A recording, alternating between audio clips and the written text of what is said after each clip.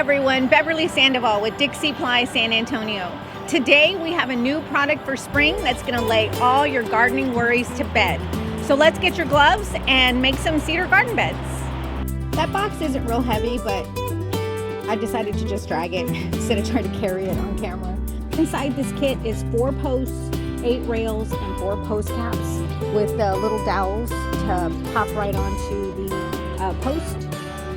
Our raised garden bed kits are made out of premium cedar. I did end up putting my gloves on.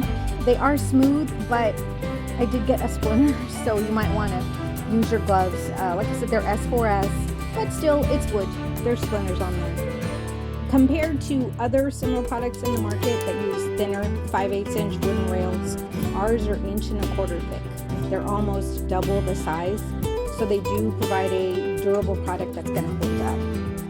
The finished size on this garden bed was 4 foot by 4 foot by 11 inches deep, and you can put 2 or more kits together to really customize that garden. Our raised garden bed kit is perfect for first-time gardeners or anyone who wants to start a new gardening project.